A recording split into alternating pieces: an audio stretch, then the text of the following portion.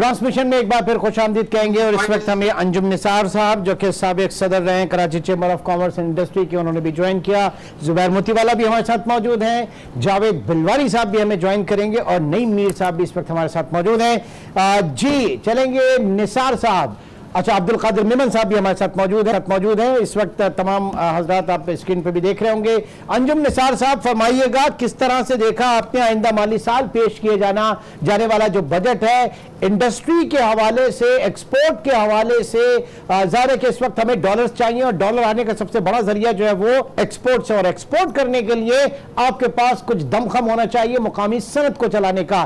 क्या है इस बजट में?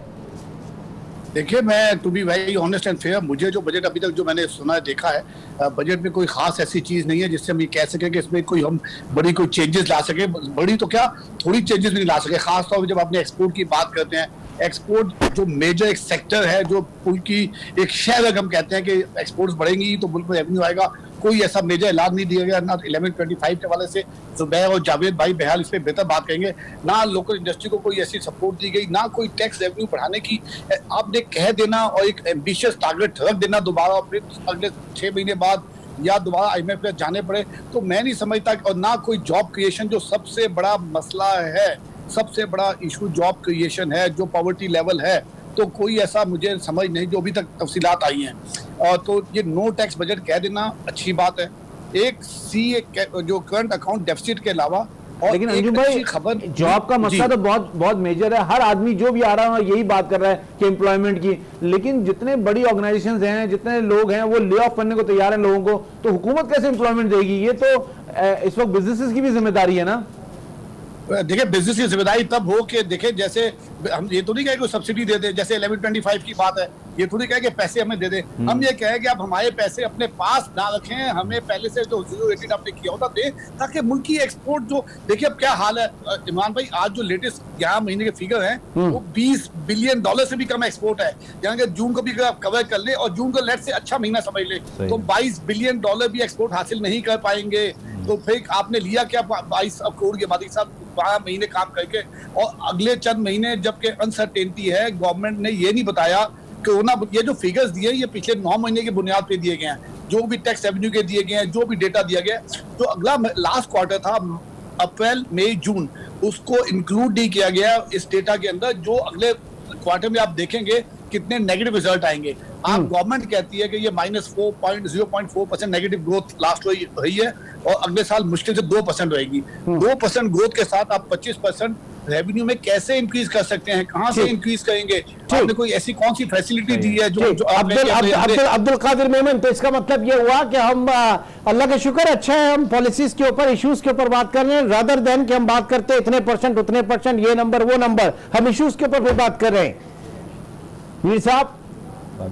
जी सर, मैं तो जरा एक बात और भी करना चाह रहा हूँ। अगर हम अपना वजीर खजाना, शीर खजाना क्या है ये हमारा साहब मुझे नहीं पता, जो भी हैं स्टेटिस्टिक्स के वजीर हैं, तो इनकी आज तकरीर है, तो इनकी तकरीर के कुछ और पोर्शंस भी थे, अगर उन पर भी थोड़ी सी बात करने अगर इजाजत हो तो जरा फिगर से हटकर प्लीज इन्होंने बात की जी। इन्होंने बात की जी, हम करप्शन खत्म करने आए थे, हमने करप्शन के खिलाफ क्रैकडाउन किया, नतीजा करप्शन बढ़ गई।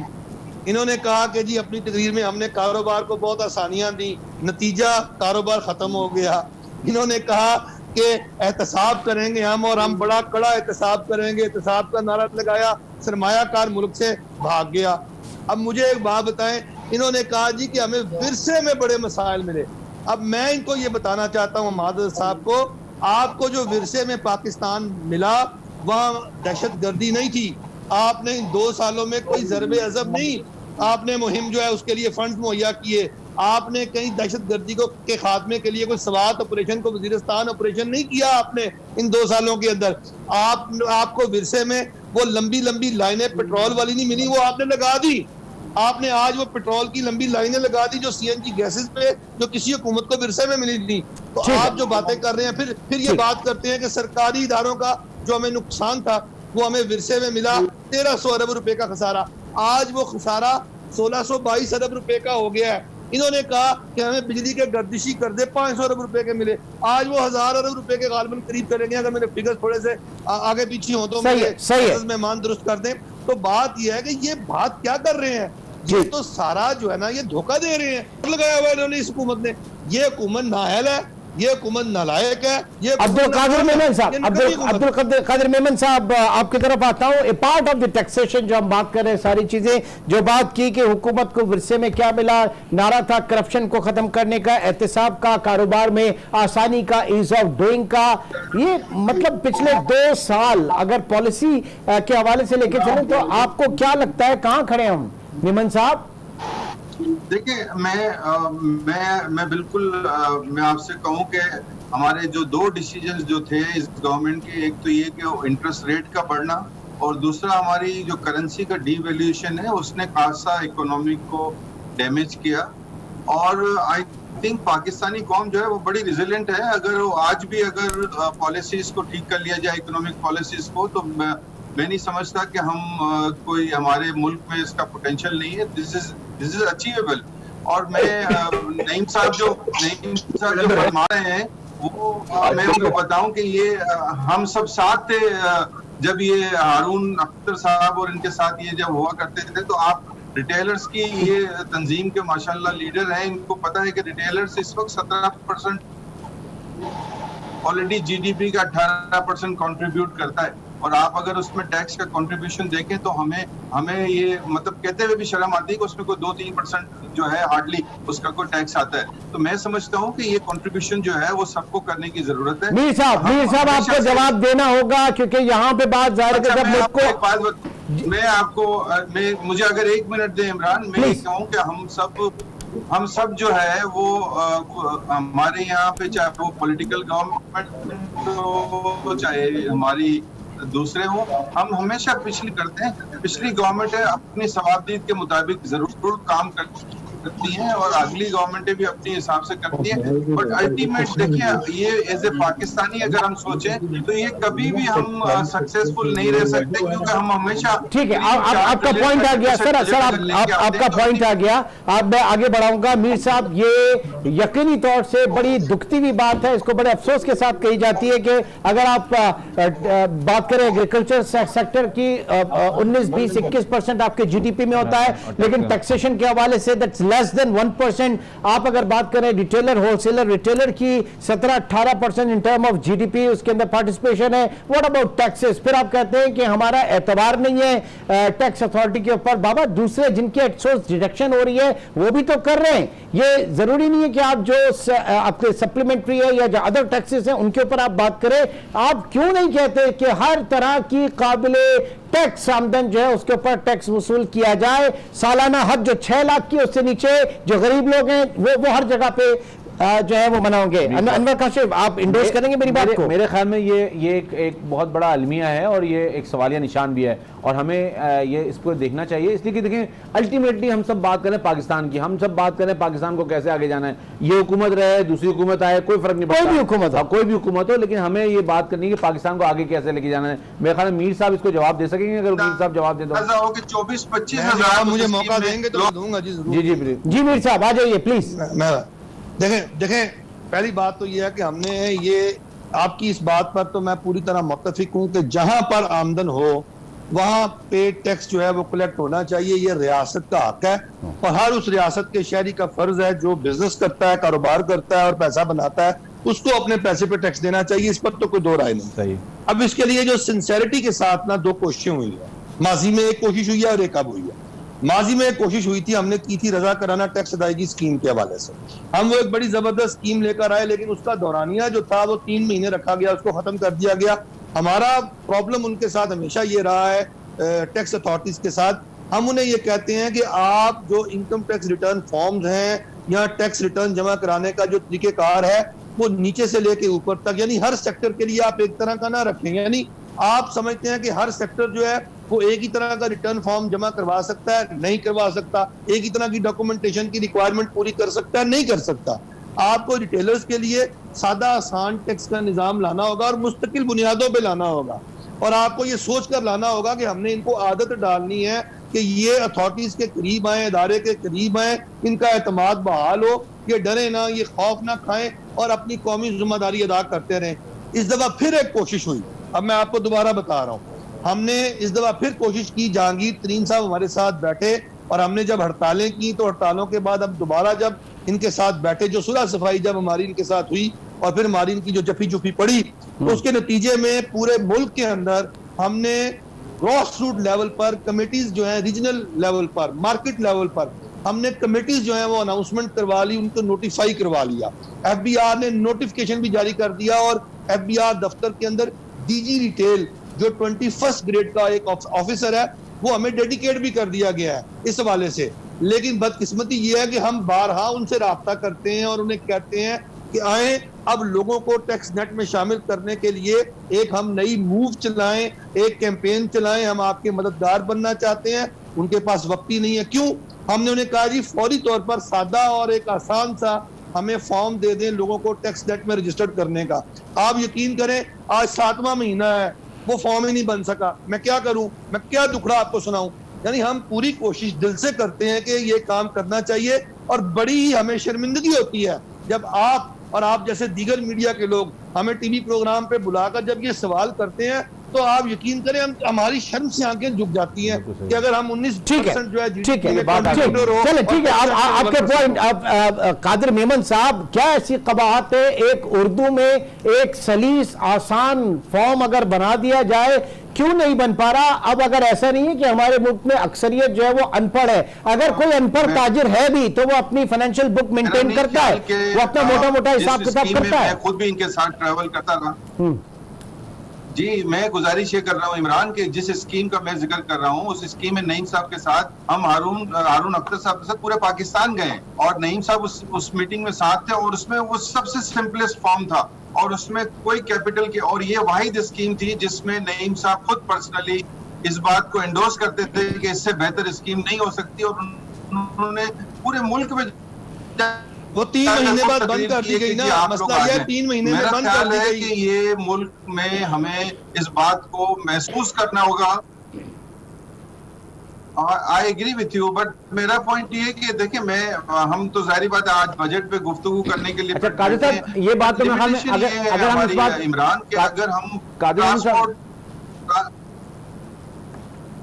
मेमन साहब जी जी मैं कह रहा हूँ कि ये बात तो हमारी हो गई, इस पर डिटेल डिस्कशन होगा, लेकिन जो ईज ऑफ डूइंग बिजनेस के हवाले से जो अमेंडमेंट्स आई हैं, जो प्रपोज किए हैं, आप उनको कैसे देखते हैं? जो टैक्स कानून में जो उन्होंने जी जी जो अमेंडमेंट्स आई हैं मैं गुजारिश ये कर रहा था कि देखें इस दफा अगर हम देखें तो ईज ऑफ डूइंग बिजनेस के लिए काफी सारी जगहों से अनवर साहब इंटरवेंशन हुई है। अगर अभी हम रिसेंट जो कंपनी लॉ भी जो अमेंड हुआ है वो भी एक ईज ऑफ डूइंग की वर्ल्ड बैंक की आपको याद तो 2018 में रिपोर्ट थी कि आपने करना है। इस दफा जो हम हमेशा कहते थे कि आप टैक्स के प्रोविजंस को कम करें, प्रॉब्लम कर रही है। अच्छा, दूसरी बात जो है वो ये है कि आप देखिए 50 मिलियन से ज्यादा की जो लिमिट होल्डिंग की है उसको भी बढ़ा के कोई 10 मिलियन तक कर दी गई है। इसके अलावा फिर ये नहीं हो सकता कि एक आदमी टैक्स जमा कर रहा है और दूसरा आदमी टैक्स नहीं दे रहा, वो दोनों को एक बराबर जो है वो तरजीह दी जाए। तो उसके लिए आई थिंक उसके लिए थोड़ी सी मुश्किलात हैं। प्रॉपर्टी इनकम के लिए भी उन्होंने कुछ इसको भी रैशनलाइज करने की कोशिश की है। इस दफा आप और हम इस बात को इंडोर्स करेंगे कि जो अभी जो रिसेंट जो रिफंड्स इशू किए गए हैं उसमें भी बड़ी ट्रांसपेरेंसी लाई गई है। बट आई थिंक हम सबको मिलके जो है ना इसमें नहीं, तो आपके ख्याल में ये अच्छी तरफ हुकूमत का इकदाम अच्छी तरफ है? मेरे ख्याल में ये पॉजिटिव वो है जरा। जी मैं समझता हूँ ईज ऑफ डूइंग के लिए इन्होंने डेफिनेटली देखें ईज ऑफ डूइंग के लिए मुझे तो कोई पिछला ऐसा बजट याद नहीं है जिसमें कि ईज ऑफ डूइंग के लिए खास तौर से कोई चीजें की गई हो। और आपको याद हो अगर हम पिछले 20 साल से तो कम से कम हम कहते हैं और हर साल विदहोल्डिंग का एक नया प्रोविजन बढ़ जाता था। इस दफा कोई 9 प्रोविजन को उनको स्ट्रक डाउन किया उन्होंने। नहीं इसमें मैं अब्दुल कादिर साहब आपको सही फरमा दूं, एक बात सुन लें, खासा काम करने की जरूरत है। अब्दुल कादिर भाई, अगर हमारी ये जो बातें आप कर रहे हैं ना इनमें से बहुत सी बातें वो जो आप कर रहे हैं, जो हमारा लेटेस्ट मुआहिदा आखिरी मुआहिदा हुआ है ना, लास्ट मुआहिदा जिसमें जहांगीर तरीन और चेयरमैन एफबीआर शहबर जैदी बैठे थे, ये इसमें 0.5% इन्होंने टर्नओवर टैक्स किया है। वो भी हमारे उस मुआहदे का हिस्सा था। याद होगा आपको, इसमें 10 करोड़ की जो लिमिट विद होल्डिंग जी जी बिल्कुल टैक्स की है, लेकिन ये वो भी सर- उसी मुआहदे का हिस्सा था। तो वो जो मुआहदा हम करके आए थे ना, इन्होंने उसी मुआहदे को आज कानूनी शक्ल दी है इतने महीनों बाद। उससे पहले वो चीजें सारी ऑर्डिनेंस पर चल रही थी और अब हमें चल रही थी। तो ये जो काम हुए हैं, इसका क्रेडिट जो है ना, ये इस हुकूमत को नहीं जाता, ये क्रेडिट इन ताजरों को जाता है जिन्होंने हड़तालें की और हुकूमत से ये काम करवाया। अब आप मुझे बताएं बात, कादर भाई एक बात बताएं मुझे कि अगर ये हुकूमत को वाकई आसानी देना चाहती थी, तो अगर मेरे फिगर्स गलत नहीं, उसकी तस्दीक कर दीजिएगा। फिगर्स मैं चूंकि इतना ज्यादा फिगर्स को जानता नहीं हूं, 1.2 ट्रिलियन रुपीस के यानी 1200 अरब रुपए के सुना है कि केसेस जो हैं वो एफडीआर और ताजरों के लिटिगेशन के अंदर मौजूद है इस वक्त। शायद अगर कोई फिगर उसकी दुरुस्त कर दीजिएगा अगर मैं गलत फिगर बोल रहा हूँ। 880 बिलियन तो मैंने पढ़ा भी है कहीं पे लिखा हुआ है। नहीं, मीर साहब देखिए, अगर हम आपस में अगर आप मुझे नुक्ता मेरा उठाने दो, नुक्ता एक मिनट पहले कादिर यूनुस साहब की बात कंप्लीट होने दे, पहले कादिर यूनुस साहब की बात कंप्लीट हो, फिर आपसे बात करता हूं मैं। जी कादिर साहब आप अपनी बात कंप्लीट करना प्लीज। जी दूसरा देखें, एडीआरसी में आपको याद हो कि इन्होंने इस एडीआरसी को बहुत अच्छा कर दिया था, लेकिन एडीआरसी में जो सबसे इम्पोर्टेंट पॉइंट ये था कि जो कि आपको पता है कि लास्ट टाइम इन्होंने एक कदगन लगा दी थी कि जी अगर आप अपील विड्रॉ करेंगे तो कर सकते हैं। इसको इन्होंने खत्म कर दिया है और आई थिंक इसकी वजह से भी खासा अल्टरनेट डिस्प्यूट रेजोल्यूशन, और आप you are one of the champions of the ADRC, you know that कि हम जो है इस एक और पुराना कॉन्सेप्ट होता था एग्रीड असेसमेंट। जी हाँ, वो भी लेके आए हैं। उस एग्रीड असेसमेंट की भी आई है और मैं समझता हूँ कि एग्रीड असेसमेंट होने की वजह से जो पुरानी इनकी लिटिगेशन में जो डिस्प्यूट्स पड़े हुए हैं या जिसकी वजह से टैक्स की वसूली नहीं हो रही, वो भी खासे आ जाएंगे। एग्जेम्पशन सर्टिफिकेट की तरफ इनकी एक बहुत जो सबसे बड़ा मेहनत है हमारे टैक्स का, उस पे उन्होंने ये कह दिया है कि 15 दिन के अंदर अगर नहीं 15 दिन में अगर आप उन्होंने इंपोर्ट पे रिपोर्ट रॉ मटेरियल्स पे तो रेट भी कम कर दिया सर। ठीक है, इसको कंटिन्यू रखते हैं एक ब्रेक की कॉल है, हेडलाइंस ब्रेक के बाद हम इस पर नशरियात को अपने ट्रांसमिशन को जारी रखेंगे।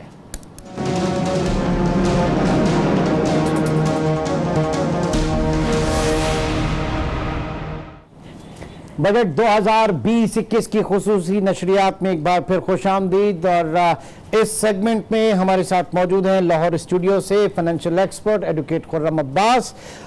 इस वक्त लिंक पे हमारे साथ अब्दुल कादिर मेमन साहब भी मौजूद हैं। अब्बास अकबर अली भी हमें ज्वाइन करेंगे, चेयरमैन अमरेली स्टील। नईम मीर साहब भी इस वक्त हमारे साथ मौजूद है जो कि चेयरमैन है ऑल पाकिस्तान अंजुमन ताजरान इत्तेहाद। और साथ ही साथ डॉक्टर कैसर बंगाली भी इस नशिस्त में हमें ज्वाइन करेंगे।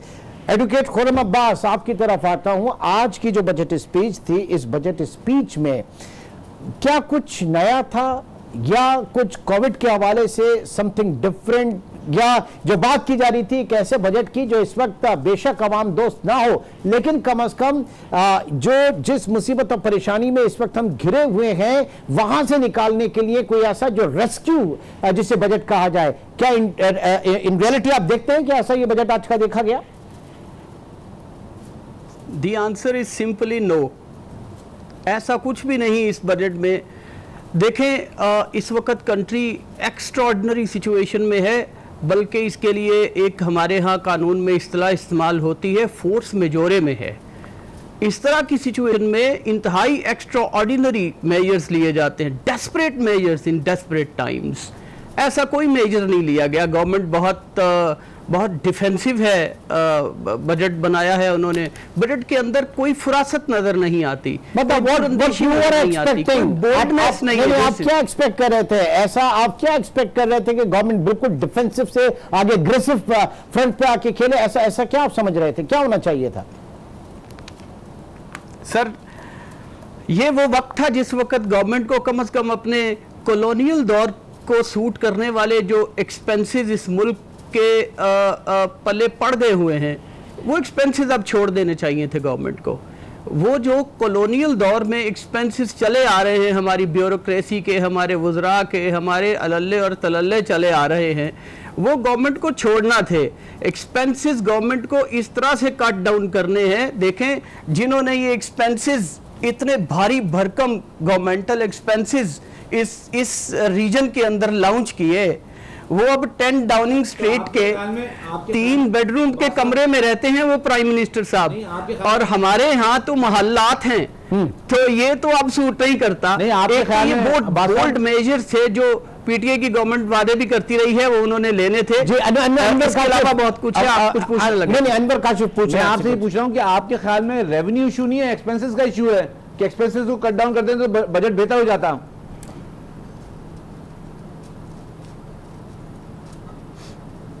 खुर्रम साहब आपको आवाज सुनाई दी?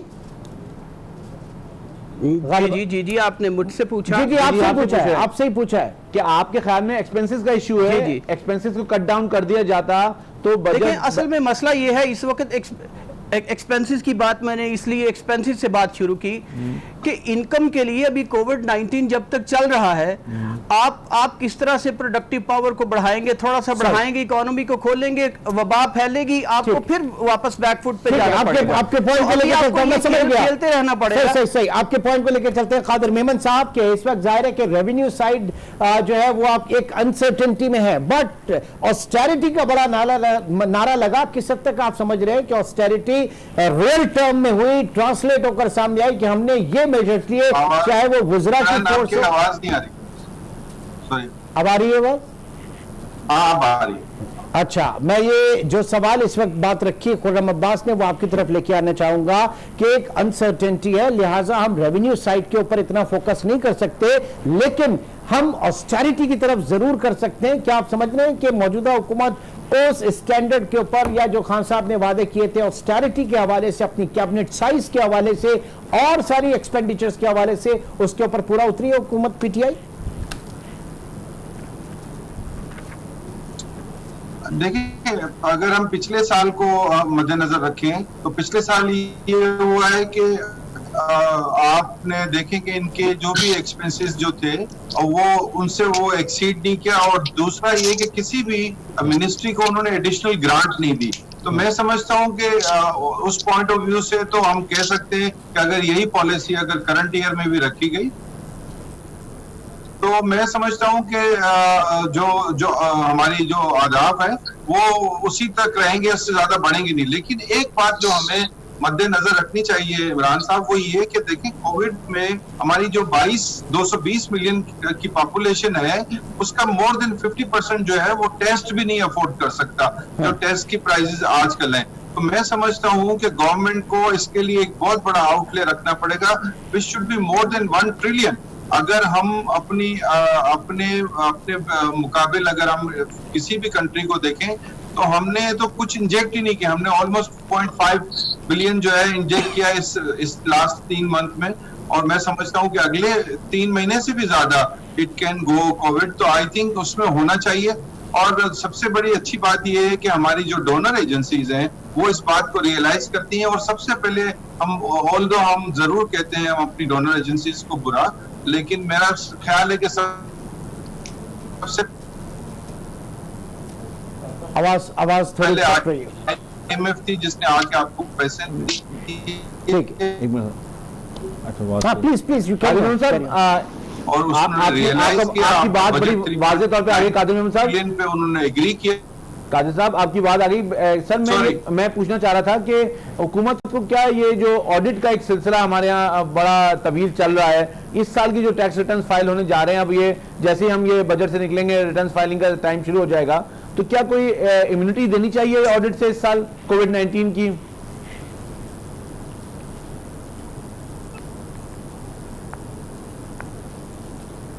कादिर साहब, मैं आपकी बात से देखें इत्तेफाक करता हूं कि इसमें हमें ये एक ईज ऑफ डूइंग बिजनेस था, और इसमें अगर हम एक साल अगर ऑडिट को मुलतवी भी कर देते तो मेरा नहीं ख्याल कि उससे कोई बहुत बड़ा मेजर फर्क पड़ना है। क्योंकि अगर हम देखें अनवर साहब कि ऑडिट से कोई इतना बहुत रेवेन्यू पे फर्क नहीं पड़ता, क्योंकि मोस्टली जो टैक्स कलेक्शन होती है वो विदहोल्डिंग स्टेज पे होती है। तो I absolutely agree with you कि अगर इस पोजीशन में अगर कोई ऐसी चीज जो ईज ऑफ डूइंग बिजनेस हो सकती थी तो ऑडिट को जरूर पोस्टपोन किया जा सकता था। और मेरा नहीं, इस पर मैं बात ऑडिट पर करना चाहूंगा। मुझे अगर इनका कोई ऑडिट, ठीक है जी मीर साहब क्या कहेंगे आप? मीर साहब देखिए जी, ये ऑडिट जो है मीर साहब का राब्ता इस वक्त हमसे बहाल नहीं हुआ। हमें ज्वाइन किया खालिद तवाब साहब ने। खालिद तवाब साहब थोड़ी मेरे ख्याल से इस वक्त एडजस्टमेंट कर रहे हैं। खालिद तवाब साहब, इसका सारा जो इन्हिसार है वो ये है कि जो हमारे माजरत के साथ में फिर अब्दुल कादिर मेमन साहब खुदारा अपनी तरफ इस बात को न लीजिएगा, ये हमारे जो टैक्स लायर्स हैं वो और हमारा जो अमला एफडीआर का वो ये उनकी मिली भगत है। कोई ऑडिट आज तक पैसे दिए बगैर, रिश्वत दिए बगैर आज तक कभी कोई क्लियर नहीं हुआ ऑडिट। और मैंने बार बार ये तजवीज़ दी है हुकाम को कि खुदा के वास्ते एक असूल बना लें कि अगर किसी का केस ऑडिट में आ जाए तो वो पिछले साल से अगर 25% बढ़ा के आपको रजाकाराना तौर पे जमा करा दे तो उसकी ऑडिट से जान छोड़ दें, ना उठाएं उसके लिए नुक्ते, उसके लिए आसानी पैदा करें। जब आप कह रहे हैं कि हमने कारोबार को आसानी और सहूलत देनी है तो ये आसानी दें, लेकिन इस आसानी को हमारी जो टैक्स बार एसोसिएशन हैं और हमारे जो बड़े बड़े कंसल्टेंट्स हैं शायद वो इसको इंडोज नहीं करते। इसलिए आप अपनी तोपों का रुख सिर्फ अब्दुल कादिर मेमन तक ही ना रखें कि इधर कराची में ये भी बैठे हैं अनवर काशिफ मुमताज, कराची टैक्स बार से जवाब के सदर रहे हैं। जवाब मैं देना चाहूंगा कि बेनिफिशियरी जो है ना, बेनिफिशियरी कौन है ये देख लें बस। बेनिफिशियरी कौन है? कौन है बेनिफिशियरी? किसका ऑडिट होता है? किसके खाते जो है इनकम्प्लीट होते हैं? किसके खाते में जो है वो नामुकम्मल होता है? आपको फीसें नहीं मिलती? फीसें आप हमारे काम के लिए देते हैं। बेनिफिशियरी आप हैं। नहीं सर, मैं आपकी तरफ हूँ, मैं आपके साइड से हूँ। अनवर काशिफ, आपको फीसें नहीं मिलती कंसल्टेशन की और आप लोगों की माशाल्लाह अल्लाह ताला आपके कारोबार मिलती है। हाँ, लेकिन बेनिफिशियरी आप हैं। किसी भी कोई भी कन्वेंस है बेनिफिशियरी आप हैं उसके। चले, अब हमें ज्वाइन किया खालिद तवाब साहब ने। खालिद तवाब साहब, federation of Pakistan chamber of commerce industry की आवाज। नहीं आवाज मुझे इजाजत दें इमरान साहब, तो मैं गुजारिश देखें नईम भाई सर, हम दोबारा राब्ता करेंगे। इस वक्त आवाज कट रही है, दोबारा हम राब्ता करेंगे। इस हकीकत से हम मैं फिर से जरा देखें प्लीज, इन्हें आवाज इस वक्त कट रही है, हम उसके दोबारा राब्ता करने की कोशिश करते हैं। मतलब एक छोटे से ब्रेक की तरफ चलते हैं, ब्रेक के बाद इस सूरत हाल को मजीद आगे देके चलते हैं, क्योंकि ये बात बिल्कुल सही है कि तलकीन हमेशा करते हैं जो टैक्स एक्सपर्ट्स हैं जो आके यहाँ पर और मुख्तलिफ फोरम्स में कि सबको टैक्स देना चाहिए, फिर उसके बाद अनवर काशिफ आप क्यों इतना मुस्कुरा रहे हैं? एक छोटे से ब्रेक के बाद दोबारा मिलते हैं।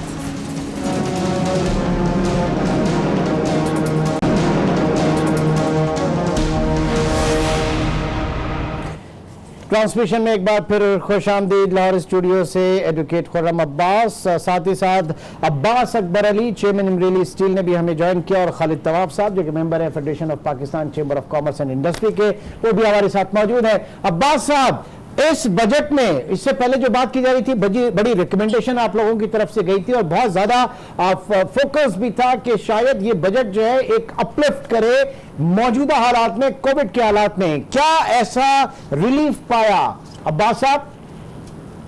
देखिए जी, रिलीफ कुछ आइटम्स के अंदर में इन्होंने रिलीफ दिया है, मगर जिन आइटमों की वजह से हमारा ज़ेरा मुकाबला जो है फॉरेन एक्सचेंज बाहर जाएगा, उसके ऊपर इन्होंने काम नहीं किया। जैसे कि मैं स्टील इंडस्ट्री की बात करूंगा, उसके अंदर में जो इंटरमीडिएट और फिनिश्ड गुड्स पाकिस्तान में बनते हैं उसके ऊपर ड्यूटी कम कर दी, रेगुलेटरी ड्यूटी कम कर दी, तो इंडस्ट्री कहाँ जाएगी? क्योंकि पूरी दुनिया में रिसेशन आ चुका है और मजीद आ रहा है, तो पूरी दुनिया की जो मसनूआत है, इंडस्ट्रियल रॉ मटेरियल्स, इंटरमीडिएट और फिनिश गुड्स, वो यहाँ पे पाकिस्तान में डंपिंग होगी। तो लिहाजा हमने सजेस्ट ये किया था कोई भी इंटरमीडिएट और फिनिश गुड्स जो पाकिस्तान में बन रहे हैं उसके ऊपर कतई क्या नाम है कोई भी रिडक्शन ऑफ ड्यूटीज और टैक्सेस और आरडी कम नहीं होनी चाहिए। यानी मौजूदा हालात में जब जरूरत थी इंपोर्ट सब्स्टिट्यूशन की, आप कह रहे हैं कि इस अमल से, ड्यूटी में कमी से जो डोमेस्टिक इकोनॉमी है, स्पेशली आपकी फील्ड स्टील इंडस्ट्री जो है उसको जिक पहुंचेगी? बिल्कुल जिक पहुंचेगी। और मैं आपको बिल्कुल कहूंगा कि जो क्या नाम है होना चाहिए कि जो एस्टेब्लिश्ड इंडस्ट्री है डॉक्यूमेंटेड इंडस्ट्री है उसको तरजीह देनी चाहिए थी, और दूसरे जो क्या नाम है कुछ मसनूआत है जिसके ऊपर में आरडी लगनी चाहिए थी उसके ऊपर नहीं लगाई, और इन्होंने खाली बैलेंसिंग एक्ट किया है ताकि कोई भी नाराज नहीं हो। अच्छा। देखिए, हमें सर्जिकल रिफॉर्म्स के ऊपर जाना है अगर हमें इस मुल्क को चलाना है तो। ठीक है, खालिद तवाब साहब आपकी तरफ जाऊंगा। सर्जिकल रिफॉर्म्स की जरूरत है और शायद बजट में सबको खुश करने की कोशिश की, बट डोमेस्टिक इकोनॉमी जब हम बात करते हैं, क्योंकि आपका सबसे बड़ा मसला क्या है कि फ्लाइट ऑफ कैपिटल, आपका पैसा जो यहां से बाहर जाता है इन टर्म ऑफ डॉलर, जिसकी वजह से आपने अपने इंपोर्ट बिल को कर्टेल करने की भी कोशिश की, बट ये जो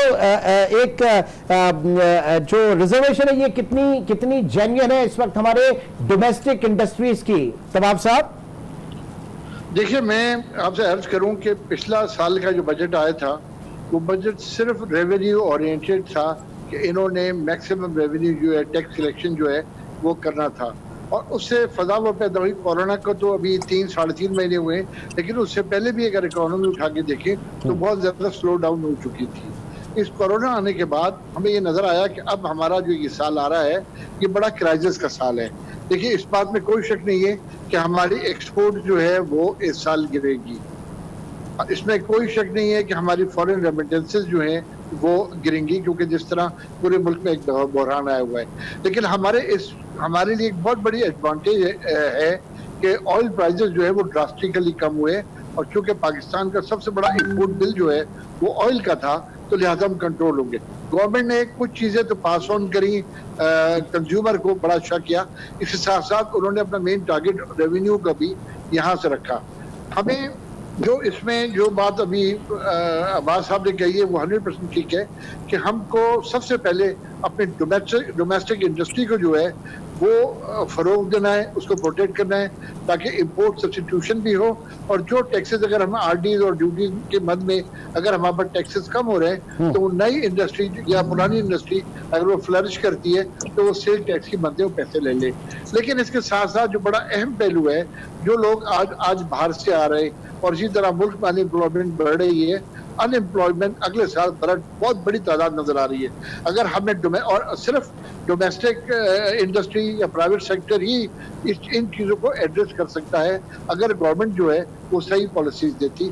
और इसके लिए पहला काम इनको ये बजट में जो नहीं किया इन्होंने, इनको हमारी जो इंफ्रास्ट्रक्चर कॉस्ट है, हमारी बिजली है, उसके रेटों में कम करके ये इंसेंटिव गवर्नमेंट से नहीं करते, इंसेंटिव अपनी ठीक है। आपकी बात को आगे बढ़ाऊंगा, लेकिन खालिद साहब ये जो इंडस्ट्री है इसकी सूरत हाल तो 2-3-4-5 साल से ऐसी ही है, नई इन्वेस्टमेंट नहीं हो रही, नई कोई मॉडर्नाइजेशन नहीं हो रही, तो ये आप क्या समझते हैं कि ये जो रिड्यूस करता गवर्नमेंट तो इमीडिएटली लोग इन्वेस्टर्स या इंडस्ट्रियलिस्ट तैयार थे कि इसको दोबारा ऑन बोर्ड लेके आया जाए? देखिए, जो अगर आप पिछले सालों के 5 साल की आपने बात करी, अगर आप 3-4 सालों का इंपोर्ट बिल उठा के देखें तो हमारी जो सोसाइटी थी, हमारा कल्चर जो था वो हम कंज्यूमर सोसाइटी पे आ गए थे। हमें ये बात पे जोर ही नहीं देते थे कि हम डोमेस्टिक प्रोडक्शन की तरफ आए, बल्कि हम एक इंपोर्ट ओरिएंटेड कंट्री जो बन गए थे। ड्यूटीज कम कर दी, ये ड्यूटीज वगैरह आरडीज लास्ट ईयर लगाई, क्योंकि हमारा फिस्कल डेफिसिट जो था वो अलार्मिंग तौर पे बहुत ज्यादा बढ़ गया था। और इस गवर्नमेंट ने कम से कम ये इस साल वो एक बहुत अच्छा काम किया, जो हमारा फिस्कल डेफिसिट था वो कम किया। लेकिन इसके साथ साथ इनको तवज्जो डोमेस्टिक इंडस्ट्री की तरफ देनी चाहिए थी। दो बातें तवाब साहब, आपकी बात को मैं आगे बढ़ाऊंगा। AQ खलील साहब ने भी हमें ज्वाइन किया, साबिक सदर Karachi chamber of commerce and industry, और लाहौर में एडवोकेट खुर्रम अब्बास भी हमारे साथ मौजूद है। AQ खलील साहब, आपकी तरफ आते हैं कि ये जो मौजूदा बजट रहा, किस हद तक आप समझ रहे हैं कि ये एक डायरेक्शन के साथ है, और जो पोस्ट कोरोना जो सूरत हाल बनेगी, किस हद तक उस डैमेज को कंट्रोल करने की कोशिश की? क्योंकि अभी बड़ी अनसर्टेनिटी है कोरोना के हवाले से, हमें नहीं पता कितने लॉसेस होंगे, कब तक लॉसेस होंगे, कब तक ये सिलसिला आगे चलेगा, बट क्या एक डायरेक्शन है इस बजट की? खलील साहब, हुकूमत ने जो बजट पेश किया उसको बजाते खुद उन्होंने इसको कोरोना बजट कहा, और बजट के लिए काफी बड़ी रकूमात भी बजट में उन्होंने रखी हैं, लेकिन इस तरह ये एक्सपेक्ट नहीं किया जा सकता कि कोरोना जो है कितना तूल पकड़ेगा और कब वैक्सीन इजाद होगी और कब इसके बाद इसके जो पोस्ट कोरोना जो उसके इक़दाम पूरे तौर पर होंगे। लिहाजा किसी ऑप्टिमिस्टिक होने की जरूरत कतई नहीं है। हमें सिर्फ ये देखना है कि मौजूदा जो सूरत हाल है, क्योंकि आलमी वबा के नतीजे में जो पैदावार है सारी दुनिया की 4% और IMF ने भी हमसे यही बात की है, जो उन्होंने रिलैक्सेशन दिया है सितंबर तक का, और अक्टूबर के बाद उन्होंने कहा है कि देंगे बात।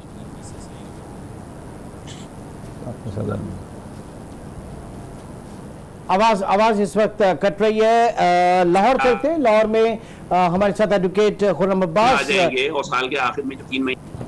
ठीक है खुर्रम, ये बताइएगा कि अब जाहिर है कि कोरोना है और फिर उसके बाद जो बात की जा रही है कि बहुत ही अनसर्टेनिटी है, तो फिर आगे चल के क्या एक मिनी बजट जो है उसका इंतजार किया जाएगा आफ्टर एडजस्टमेंट के कोरोना के साथ, क्या कहेंगे खुर्रम? देखें, मिनी बजट गवर्नमेंट पहले भी नहीं लेकर आई और ये बड़ी बहादुरी है गवर्नमेंट की, ये सिफ्त है कि उन्होंने मिनी बजट नहीं लाया। अब भी मैं तवक्को करता हूं कि गवर्नमेंट ऐसा कोई काम दरमियान में नहीं करेगी, क्योंकि बड़े संगीन हालात हैं। मैं ये समझता हूं जो गवर्नमेंट को करना चाहिए और जो करना होगा वो ये है, आप ज़रा गौर कीजिए कि सिर्फ PIA, रेलवे और पाकिस्तान स्टील मिल्स को हम इनके खसारे भरने के लिए मोर और लेस 1000 अरब रुपया सालाना इन पे झोंक देते हैं। गवर्नमेंट की इस वक्त तकरीबन 200 से ज़्यादा या 1-2 कम होगी पब्लिक सेक्टर एंटिटीज़ और कॉरपोरेशंस हैं जिनका बोझ गवर्नमेंट ने उठा रखा है। और अगर आप उनकी परफॉर्मेंस चेक करें कि जिस मकसद के लिए वो बनाई गई हैं कि वो क्या डिलीवर कर रही हैं और वो एक्सपेंस जो कि वो पब्लिक एक्सचेकर से ले रही हैं, तो आपको ये जो 3400 तकरीबन बिलियन रुपीस का खसारा है ये समझ में आ जाएगा। ठीक, तो ये वो वक्त है कि जब कश्ती भंवर में फंस गई है और सामान उतारना पड़ेगा। हमने तो बहुत सारी ऐसे बोझ हैं जो उतारना पड़ेगा। ये वो व्हाइट एलिफेंट्स हैं जो उस कश्ती के ऊपर बहुत बोझ हैं। अब्बास अकबर अली साहब की तरफ चलूंगा। इसके अलावा I am sorry to cut, लेकिन मैं ये बात इस तरह से कंक्लूड करना चाहूंगा, मैं जाती तौर पर देख रहा हूं कि इसके अलावा कोई चारा नहीं, आप इनकम बढ़ा नहीं सकते। सही है, आपके पास इस वक्त कोई आने वाले एक साल में हम किस तरीके से जान छुड़ाएं इन व्हाइट एलिफेंट से, स्पेशली अगर स्टील मिल के हवाले से बात हुई, काबीना ने एक फैसला किया, उसके ऊपर बहुत ज्यादा जो है वो पॉलिटिकल स्टेटमेंट भी आ रहे हैं। अब अगर ये मैं सवाल अब्बास अकबर अली साहब से पूछूं कि स्टील मिल को बंद करने का फैसला सही है या गलत है, तो वो सवाल उनसे करना मेरे ख्याल से जायज नहीं होगा और उसमें कॉन्फ्लिक्ट ऑफ इंटरेस्ट होगा। खालिद तवाब साहब, आपसे जानना चाहूंगा किस हद तक और कितनी जल्दी जान छुड़ाई जा सकती है इन खसारे के चीज से? देखिए इमरान भाई, ये पिछले अगर आप 5 साल से चैम्बर्स की और फेडरेशंस की और मुख्तलिफ तजावीज़ देखें तो ये कहा जाता है कि इनसे जितने जल्द अज जल्द जान छुड़ा ली जाए वो बेहतर है। और चाहे यहाँ तक भी हुआ कि चाहे इससे कोई हमें अर्निंग ना हो, लेकिन कम से कम जो खसारा, जो पैसा हर साल हम इसमें देते हैं, हम वो पैसा सेव कर लें तो वो ही बहुत बेहतर है। लेकिन चूंकि ये बड़े पॉलिटिकल इश्यूज हैं और इसको पॉलिटिकली देखा जाता है, जो अभी आपने देखा कि आज इस गवर्नमेंट ने सारे चीज़ें देखते हुए और करते हुए, आज जब बजट पेश हो रहा था तो उस वक्त ही पीछे बैनर नजर आ रहे थे, प्ले कार्ड नजर आ रहे थे कि स्टील मिल पे बड़ी ज्यादती हो रही है। मैं समझता हूँ कि ज्यादती आवाम के साथ हो रही है। जब एक मिल प्रोडक्शन में अरसे से नहीं है, नुकसानात में है, तो उसको कम से कम किया जाए। एक यही अगर प्राइवेट सेक्टर में होता, हमारी कोई इंडस्ट्री होती प्राइवेट सेक्टर में, तो हम बोझ कम करते चले जाते। और अगर उस बोझ कम करने से, एम्प्लॉयज कम करने से भी अगर नहीं होता, तो हम ये शायद ये इंडस्ट्री पिछले 8 साल पहले बंद कर चुके होते, जब ये खसारे में आना शुरू हो गई थी, ये खसारा करेगी। मैं समझता हूँ इसमें कोई दूसरी राय नहीं होनी चाहिए। आप बहुत दफा आजमाते, आपने जितने ये 5-6 बड़े बड़े इदारे देखे हैं, इनको आप प्राइवेटाइज करें और हम इसमें कहें जी हमारी कौमी निशान है, अपनी जगह मौजूद है, लेकिन सबसे पहले हमको अपनी आवाम को और अपनी इकोनॉमी को देखना चाहिए। अब्बास अकबर अली साहब, आप ये फरमाइए कि क्या अगर पाकिस्तान स्टील मिल आज बेहतर तरीके से चल रही होती, जरूरत नहीं थी कि इस वक्त पाकिस्तान में स्टील मिल जो है वो चलती, प्राइवेट सेक्टर भी साथ होता, अमरेली स्टील भी साथ होती और स्टील प्रोडक्शन भी साथ होती, लेकिन जो रिक्वायरमेंट, जितनी मैसिव रिक्वायरमेंट की और विद कंट्रास्ट ऑफ CPEC हमें जरूरत है, तो स्टील मिल को ऑपरेशन होना चाहिए था इस वक्त? अब्बास साहब, देखिए स्टील मिल जो ऐसा इदारा है जिससे मैं 1978 से मैं वाबस्ता हूँ और 1982 के अंदर में इसका पहला ब्लास्ट फर्नेस फायर हुआ था। ये स्टील मिल बहुत अच्छी थी और अच्छी है, मगर इसमें ₹1 का या $1 का इन्वेस्टमेट नहीं किया गया है, उसको मॉडर्नाइज नहीं किया गया है। सो लिहाजा अभी जो ये रिट्रेंचमेंट है 9-10 हजार लोगों का, ये लोग को पॉलिटिकल फिगर्स को सबको समझनी चाहिए कि अगर इनको घर बेच के अगर वो मिल चलनी है तो 10,000 आदमी और लेंगे तो हम उन्हीं में से चुनेंगे। जो घर पे चले गए हैं उन्हीं को हम बुला के दोबारा इंटरव्यू करके उन्हीं से हम चलवाएंगे। हम अपने भांजे भतीजे को नहीं लाएंगे अंदर में, हम लाएंगे जो क्या नाम है स्टील मिल की कारकर्दगी को समझते हैं और वो मशीनरी को समझ के वो लोग चला सकते हैं। लेकिन अब्बास साहब, बुनियादी वजह क्या है स्टील मिल के फेलियर की इतने बड़े? देखिए, फेलियर की बुनियादी ये है, ये क्रिमिनल नेग्लिजेंस और क्रिमिनल करप्शन की क्या नाम है 2 वजूहत है। और इसके अंदर में अगर क्या नाम है इसके अंदर में मैं ये कहूँ कि भाई कि आपका जो वजह जो सबसे ज्यादा ये है कि decision making was too slow and too late. Okay. All decisions regarding Pakistan Steel was too slow and too late. जिसके अंदर में खराबी होती गई और आगे चलती गई। अब क्या नाम है जो है लेकिन सर अगर बात करें, देखिए ये पॉलिटिकल डेविएशंस होती हैं, पॉलिटिकल फैसले होते हैं, सियासी असर रसूख होता है। सरकार का काम कारोबार करना नहीं है, सरकार का काम कारोबार के लिए मुवाफिक हालात पैदा करने हैं, वो कंड्यूसिव माहौल पैदा करना है। तो ये तो फिर अगर सरकार नहीं करना है तो फिर फायदा क्या? आप दें फिर प्राइवेट सेक्टर को, प्राइवेटाइजेशन की तरफ आए, उस जमीन पर आप स्टील मिल ही चलाएं और इन्हीं लोगों में से अच्छे लोग लेकर आए। ये होना चाहिए ना फिर। देखिए जी, सब लोग की जो नजर है ना जमीन के ऊपर है। इसमें अगर 3 शेक डाल दी जाए कि ये जमीन कभी ना बिकेगी, कभी ना ये पावर ऑफ अटॉर्नी पे चलेगी और सिर्फ स्टील मिल और उसकी एलाइड इंडस्ट्रीज ही सिर्फ चलेगी इसके ऊपर, तो सब मामला अपनी जगह बैठ जाएगा और प्राइवेटाइजेशन भी सही तरीके से हो जाएगी। हुकूमत का काम बिजनेस करना नहीं है।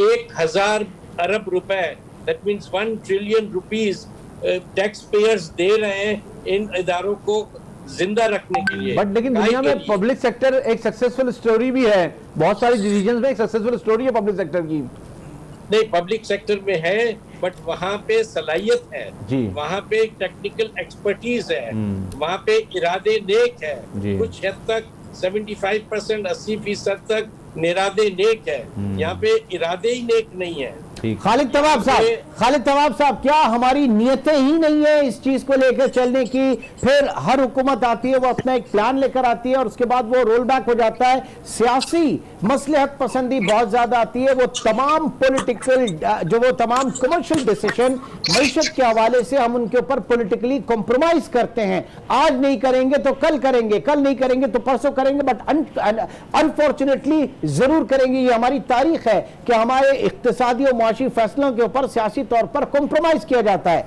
खालिद तवाब साहब, देखिए प्रॉब्लम सबसे बड़ा ये है कि जो भी हुकूमत आई पिछले 20, 25, 30 साल से, स्टील मिल हुआ या ये इदारे हुए, यहाँ वो अपने वर्कर्स को ये समझते थे कि यहाँ जॉब अपॉर्चुनिटीज हैं, हम यहाँ इनको जो है वो काम से लगा दें, चाहे वहाँ गुंजाइश हो या ना हो। इसका एक बहुत बड़ी मिसाल अभी एक तजिया हुआ जो हमारे PIA का था, और जो PIA का जो हमारा वो है एम्प्लॉयमेंट का सिलसिला है, वो 10 टाइम्स है compare to all international airlines. यानी एक कैरियर पे अगर 20 आदमी की जरूरत पड़ती है तो हमारे यहाँ उसी जगह पर 80 आदमी लगे हुए हैं और फिर भी परफॉर्मेंस सही नहीं है। यही स्टील मिल के साथ हुआ थ्रू आउट के स्टील मिल में लोगों को जो पार्टी इन्फ्लुएंस में आती रही, जो इक़्तिदार में आती रही, वो अपने लोगों को यहाँ एम्प्लॉयमेंट देती रही, चाहे वो काम कर सके ना कर सके। और आज ये सारे इदारे इसी वजह से एक सफेद हाथी का रूप जो है वो इख्तियार कर गए हैं। और हमारी मईशत के ऊपर बोझ है। वो अब इसको जाहिर है कि follow- आगे अगर चलना है और एसओएस की अगर बात करें, आपके पास बहुत सारी चीजें हैं, बहुत सारे टिकट्स हैं जो प्राइवेटाइजेशन काउंटर पे, बट अनफॉर्चुनेटली प्राइवेटाइजेशन में भी फिर सियासी मसलियत है जो वो आगे आती हैं।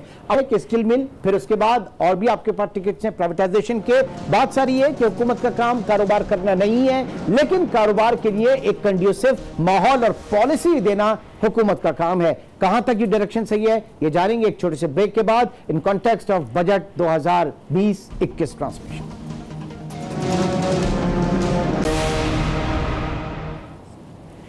Welcome back. बात हो रही थी कि जो हमारी स्टेट ओन्ड एंटरप्राइजेज और वो स्टेट ओन्ड एंटरप्राइजेज जो कि खसारे की हामिल हैं, बड़े बड़े इदारे इंक्लूडिंग पाकिस्तान इंटरनेशनल एयरलाइन की बात करें, पाकिस्तान रेलवे की बात करें, स्टील मिल्स की बात करें और कुछ और भी कंपनियां हैं, कि इनकी प्राइवेटाइजेशन, इनकी निचकारी, क्योंकि इस वक्त हुकूमत को जो जिन रेवेन्यूज की ज़रूरत है वो एक बहुत बड़ा ये सोर्स हो सकता है।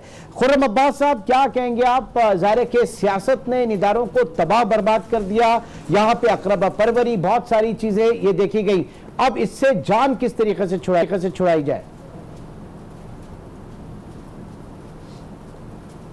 खुर्रम अब्बास सर, इससे जान छुड़वाने के लिए आपको बहुत 10 किस्म की गवर्नेंस दिखानी होगी, जिसका मुझे दूर दूर तक कोई आसार नजर नहीं आते। आप इतने मायूस क्यों है? पहले मुझे बताइए, आप जैसा शख्स बड़ा ऑप्टिमिस्टिक है, लेकिन हुकूमत से इतने क्यों मायूस हैं आप खुर्रम साहब? असल में 2 साल की गवर्नेंस देख ली है गवर्नमेंट की, तो पिछले जिनकी एक सेकंड कोई इकदाम नजर नहीं आया। सर, इस गवर्नमेंट ने पीआईए का, पाकिस्तान रेलवे का या स्टील मिल का बेड़ा गरक नहीं किया। जो इससे पहले हुकूमतें थी माशाल्लाह बेड़ा वो गरक करके गई है। इनको तो बेचारों को विरसे में ये मिला था, तो आप कैसे कह सकते हैं कि इस हुकूमत की कमिटमेंट नहीं? ये तो फिर भी जा रहे हैं उसको। मेरा हरगिज़ ये मतलब नहीं है, हरगिज़ ये मतलब नहीं है कि ये सारी तबाहियां और ये सारे खसारे इस गवर्नमेंट के पैदा किए हुए हैं। यकीनन इस मामले में ये गवर्नमेंट जो है एग्रीव्ड है, मगर मसला ये है कि इस गवर्नमेंट ने कोई ऐसे इकदाम, ये गवर्नमेंट वही सारे इकदाम कर रही है जो पुरानी गवर्नमेंट्स कर रही थी, वही टैक्टिक्स प्ले कर रही है, वही अदादोशुमार के घन चक्कर में आवाम को डाल दिया है। 2 बजट्स हमारे सामने आए हैं, बल्कि 2-3 आए हैं मिनी बजट्स भी। तो बात यह है कि इनका तरीका वारदात भी वही है, इनका गवर्नेंस का सिस्टम भी वही है। तमाम डिपार्टमेंट्स, तमाम जो गवर्नमेंट के एक्सपेंसेस हैं, ये उसी तरीके से चला रहे हैं। तो कोई मुझे डिफरेंस नजर नहीं आई इनकी वर्किंग में, जिसकी वजह से जब ये निहायत सर, मैं एक यहाँ बात जरूर कहना चाहूंगा, जब आप एक काम को एक ही तरीके से 100 बार करें और चाहें कि हर बार रिजल्ट डिफरेंट आए, तो ये कोई अक्लमंदी, ये बेवकूफाना सोच है। वही तरीका चल रहा है तो फिर रिजल्ट भी वही आना है। मैं किस तरह से ये हुकूमत को क्या इक़दाम करने चाहिए? गवर्नमेंट ने बबूल उगाया है और उस पर आम उगाएंगे, क्या इक़दाम करने चाहिए? नहीं। खुर्रम अब्बास साहब, क्या इक़दाम करने चाहिए गवर्नमेंट को? मैंने ये अर्ज की कि देखिए, बहुत सारी ऐसी कट डाउन है, ऐसी शाखें इस दरख्त पर उगाई हैं जिनको इन्हें कट डाउन करना होगा, और इन्होंने अभी ना किया, चाह के ना किया, तो इन्हें ना चाह कर भी करना होगा। जैसे कि मैंने निशानदही अभी अर्ज किया है कि आगे दौर ज़रा संगीन है, उसमें आपको एक तो आपने बजा फरमाया था ये कि ऑडिट इन्हें बंद नहीं कर सकते, लेकिन सरफे नज़र ज़रूर करना होगा अगले साल। यानी जो प्रोडक्टिव फोर्सेज हैं इस मुल्क की, उनको थोड़ा सा फ्यूल अप करें, हमारे मुल्क की प्रोडक्शन आगे बढ़े। मगर दूसरी तरफ अगर गवर्नमेंट ने अपने एक्सपेंसेस, जो कि बिल्कुल बेजा एक्सपेंसेस हैं, अब उनको कट डाउन न किया, तो इधर से आपके सवाल को रखते हैं जरा अब्बास अकबरीली साहब की तरफ के नारे बड़े लगाए कि जनाब ऑस्टेरिटी, और अब क्या कहते हैं इसे उर्दू में ऑस्टेरिटी को, किफायत शारी के, लेकिन वो चीजें किस हद तक नजर में आई? अब्बास अकबरीली साहब और मेरे ख्याल से डॉक्टर कैसर बंगाली साहब को भी हम रब्ता कायम करने की कोशिश कर रहे हैं कि उनसे भी हमारी इसके ऊपर बात हो जाए। जी अब्बास साहब। देखिए, मेरा कहना यही है कि हम लोग बैठे हैं 21वीं सदी में, और हमारे जो कानून साजी और कानून जो है और रूल्स ऑफ बिजनेस है वो 17 या 18वीं सदी के, 19वीं सदी के हैं। हमारे ईस्टा कोड जो किताब है बहुत मोटी, हमें तो पहले उसको रद्दी पे डाल देना चाहिए और उसके अंदर से नए 21st सेंचुरी को इस्तेमाल करके और डिजिटल टेक्नोलॉजी इस्तेमाल करके हमारी मईशत को चलाना चाहिए। एक तो नंबर ये है। नंबर 2, हुकूमत को अपने अखराजात बिल्कुल कम करने पड़ेंगे। अगर शहराए सूद अगर 5% 4% पे ले आते हैं, हुकूमत का खसारा बहुत सारा कम हो जाएगा। तीसरी बात ये है कि हुकूमत के पास कोई ऐसा हथियार नहीं है जिसके अंदर में सप्लाई साइड को बूस्ट अप करें। देखिए, इन्फ्लेशन को काबू करने के लिए क्या चाहिए? हमें चाहिए कि सप्लाई को बूस्ट करें, प्रोडक्शन को बूस्ट करें, जिससे जॉब्स भी बढ़ेगी। लेकिन सर एक सेकंड मैं यहीं पे रुकूंगा। इन्फ्लेशन को बूस्ट करने के लिए सप्लाई साइड, क्या हमने सप्लाई साइड से डील किया इसे? हमने तो अपने इन्फ्लेशन को कर्टेल करने के लिए डिमांड साइड के ऊपर ऑपरेशंस किए, डिमांड मैनेजमेंट से हमने कोशिश की। टमाटर 300 रुपए किलो बढ़े तो टमाटर की कदर नहीं बढ़ गई थी कि हमने सुबह दोपहर शाम रात टमाटर ही खाना शुरू कर दिए थे। सप्लाई कंस्ट्रेंट था। हमने तो शरह सूद बढ़ाकर महंगाई को नीचे लाने की कोशिश की। क्या ये डायरेक्शन सही थी हमारी? नहीं, बिल्कुल सही नहीं थी सर। शरह सूद ऊपर करके बिजनेसेस को तबाह किया है, एग्रीकल्चर को तबाह किया है। और शरह सूद is one policy only. There is also called fiscal stimulus. ये जो कह रहे हैं कि जी हम शरह सूद करके हम डिमांड को डिप्रेस करेंगे, स्टेबलाइजेशन लाएंगे, ये शिकागो यूनिवर्सिटी की स्कूल ऑफ थॉट है जो 50, 60, 70 साल पुराना है। उसके साथ मिल्टन कीन्स जो है उसकी फिलॉसफी पे भी तो जाए ना। You have required today fiscal stimulus.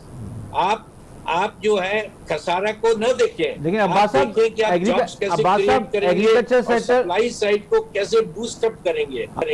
जब सप्लाई बूस्ट अप होगी तो इन्फ्लेशन ऑटोमेटिकली कम हो जाएगी। अब्बास साहब, एग्रीकल्चर वो वाइस सेक्टर जिसने रिस्पॉन्स पॉजिटिवली किया है, तो आप क्या समझते हैं कि क्या ऐसा गवर्नमेंट ने इकदाम किया जिससे एग्रीकल्चर सेक्टर ने पॉजिटिवली रिस्पॉन्स किया है?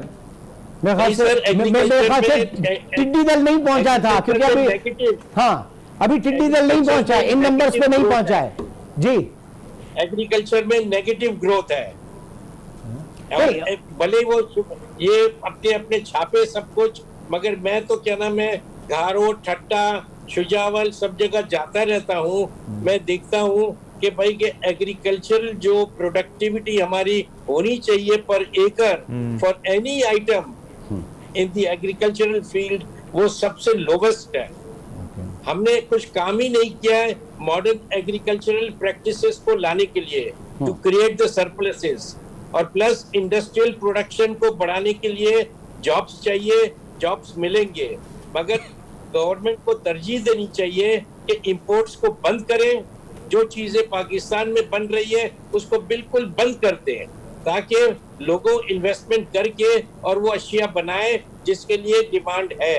और जो चीजें चाहिए, जो चीजें आप इंपोर्ट कर रहे हैं, पाकिस्तान में बेस बनाए कि इंपोर्ट सब्स्टिट्यूशन के ऊपर काम करे, मुकामी सनतों में वो चीजें बनाई जाएं ताकि आपके फिर एक्सपोर्ट जो है वो बूस्ट करे। अदरवाइज हमारी एक्सपोर्ट भी जो है वो इंपोर्ट बेस्ड है। रॉ मटेरियल इंपोर्ट करके हम फर्निश गुड एक्सपोर्ट करने जाते हैं, कॉस्ट आपकी कॉम्पिटिटिव है ही नहीं, तो फिर होगा क्या? यही होगा जो हो रहा है अभी तक। देखिए, उसके लिए जो आपको प्रोडक्शन टेक्नोलॉजीज जो लानी है गवर्नमेंट की पॉलिसीज की वजह से ही आएगा। You have to bring the best productive and the best technology available in the world, जिससे क्या नाम है हमारी कॉस्ट ऑफ प्रोडक्शन कम होगा। अभी हम लोग क्या नाम है I take an example of steel के अंदर में 60 साल 70 साल पुरानी 80 साल पुरानी टेक्नोलॉजी इस्तेमाल कर रहे हैं, और वो टेक्नोलॉजी इंग्लैंड के अंदर में म्यूजियम के अंदर में पड़ी हुई है सबको देखने के लिए। ये एक मैं छोटी सी मिसाल देता हूँ। It is a very small example of the economy कि हम क्या कर रहे हैं। इकोनॉमीज ऑफ स्केल को देखें और उसको क्या नाम है लार्ज स्केल इंडस्ट्रीज के ऊपर जाइए, रैपिड इंडस्ट्रियलाइजेशन के ऊपर जाइए, नहीं तो हम जॉब्स क्रिएट नहीं करेंगे और एक दूसरे के गले के ऊपर आएंगे। प्लस मैं ये कहूंगा कि 60,000 लोग हमारे मिडिल ईस्ट से और सब जगह से वापस आ रहे हैं। वो क्या करेंगे?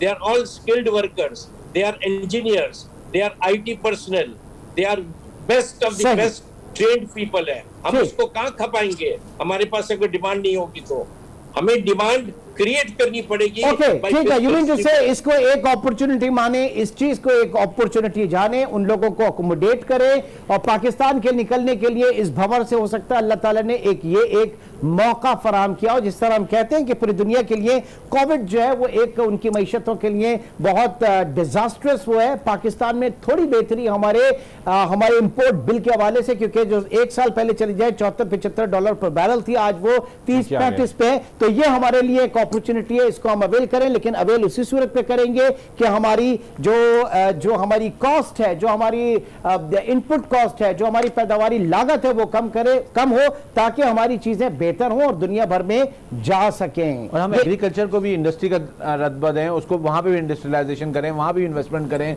उसके बाद जो कंस्ट्रक्शन इंडस्ट्री है उसमें प्रॉपर इन्वेस्टमेंट हो। इसी तरह जो इंजीनियरिंग सेक्टर है इंडस्ट्री का, उसमें इन्वेस्टमेंट हो। तो ये जो अगर लोकल इन्वेस्टमेंट शुरू होगी तो ये अब्बास साहब, ये जो अभी इन्होंने बात की, अनवर काशिफ ने बात की, आपके जो कंस्ट्रक्शन सेक्टर है, हुकूमत ने उसको एक एमनेस्टी दी है, no question asked till December 31, 2020। आप समझते हैं कि इस वक्त और सेक्टर्स को भी इस तरह की एमनेस्टी की जरूरत है? उसको देखिए 2021 तक ये बजट के अंदर में एक्सटेंड कर दिया है। सही। ये जितनी भी कंस्ट्रक्शन इंडस्ट्री को दिया था 2021 जून तक की क्या नाम है, इनको मराद मिल गई है। मगर जो 73 इंडस्ट्रीज जो कंस्ट्रक्शन इंडस्ट्री को सप्लाई करेगी उसको तो कोई भी मराद नहीं दी है। सही है। अच्छा, उसको कोई भी मराद नहीं दी है। कंस्ट्रक्शन इंडस्ट्री का काम क्या है? तामीर करना। तामीर करने के लिए सतत अदर प्रोडक्ट्स इस्तेमाल होते हैं। इलाइट इंडस्ट्री लेके चलती है, ठीक है। गोवा भी है, नहीं तो क्या आप ये कह रहे हैं कि आप ये कह रहे हैं एलाइड इंडस्ट्रीज को भी एग्जेम्पशन दी जाए? बिल्कुल एलाइड एग्जेम्पशन को दी जाए, और जितनी इंडस्ट्रीज है कंस्ट्रक्शन इंडस्ट्री के, उसके इनकम टैक्स जो है उनको बिल्कुल अगले 2 साल के लिए बिल्कुल जीरो कर दे। अगर इनको क्या नाम है इंडस्ट्रीज को आगे ले जाना है और अगर उठाना है तो। आपने सर क्या जबरदस्त खूबसूरत केस आपने रिप्रेजेंट किया है इस वक्त। जी सर, बहुत बहुत खूबसूरत आपने केस अपना जो है रिप्रेजेंट किया। लेकिन जाहिर है कि बड़ी मजबूरियां हैं हमारे टैक्स कलेक्शन अथॉरिटी और उससे पहले जो पॉलिसी मेकर्स हैं उनके लिए भी मजबूरियां हैं। हर चीज वो उस तरीके से नहीं कर सकते, सबको खुश नहीं कर सकते। यही जाहिर है कि एक बहुत बड़ा प्रॉब्लम है। अब इन्हीं हालात में हमें रहना है खुर्रम अब्बास, इन्हीं हालात में हमें रहना है, इन्हीं हालात में हमने अपनी मईशत को आगे लेके चलना है। देखिए, जो मैं एक इनकी बात से, अब्बास अकबर साहब की बात से मुझे एक बात याद आई। I must mention debt responsibility and fiscal liability limitation act है 2005 का जी। उसके तहत 2017 और 18 में ही हुकूमत पाकिस्तान ने जो डेट है उसे GDP का 60% तक नीचे लेकर जाना था। सही। बुरी तरह नाकाम हुई सही साबका हुकूमत। सही। और इस हुकूमत ने भी वो परंपरा बरकरार रखी। सही। बल्कि उसमें रोज अफजू इजाफा किया डेट में, और आज 98% प्लस ऑफ GDP है डेट हमारा। That's on, अगर कोड एंड कोड करें सर इसका 98.5%, यानी आपका डेट टू GDP इस वक्त है according to fiscal responsibility debt limitation 2005 act, जो कि आपको बाउंड करता है कि 60% ऑफ GDP पे ऊपर न जाए, वो आपका 98.5% पे इस वक्त है, और इसके ऊपर कोई कुछ कहने वाला नहीं है, इसके ऊपर कोई बात नहीं करती। अनवर काशिफ लास्ट इसके ऊपर जरा कमेंट कीजिएगा। उस एक्ट के मुताबिक जी, बल्कि उस एक्ट के मुताबिक 2018 के बाद के आने वाले सालों में तो 50% ले जाना था। हाँ ठीक है। वो मसला ये है, वो जो एक्ट है, वो जो लिमिटेशन मुकर्रर करता है, उसके पीछे एक विजडम है, आप ठीक। अगर इससे ऊपर अपनी जीडीपी की इस रेशो से ऊपर डेट को ले जाना शुरू हो जाते हैं, सही। डेंजर जोन में जाना शुरू, ठीक है। आप क्या अनवर, करेंगे? अनवर, अनवर, देखिए, Sustainable conclude नहीं कीजिए। रहता। बिल्कुल सही बात है, सही बात है, लेकिन लाइबिलिटी की हमेशा लिमिट होनी चाहिए। आप पर्सनल लाइबिलिटी भी ले लें तो आप कहते हैं ना कि आप जो है उतनी पांव फैलाएं जितनी चादर है आपकी, उससे ज्यादा अगर आप फैलाएंगे तो ये सूरत हाल होती जी, है। जी। बेसिकली ये यही थीम इस एक्ट में भी फॉलो की जाती ठीक है है। जी, हर बहुत हुकूमत बहुत को शुक्रिया। ये अनवर सुनना- काशिफ मुमताज कराची स्टूडियो से मेरे साथ पूरी ट्रांसमिशन में रहे। अब्बास अकबर अली साहब चेयरमैन अमरेली स्टील भी हमारे साथ थे, और एक्सपर्ट और फाइनेंशियल एक्सपर्ट माली उमूर के माहिर एडवोकेट खुर्रम अब्बास भी हमारे साथ मौजूद थे। आज की पूरी ट्रांसमिशन से जो चीज़ें हमने कंक्लूड की हैं आगे लेके चलेंगे। कल हम अपनी पोस्ट बजट ट्रांसमिशन में एक बार फिर आपकी खिदमत में हाजिर होंगे। तब तक हमें अपना बहुत ख्याल रखिएगा। अल्लाह हाफ़िज़।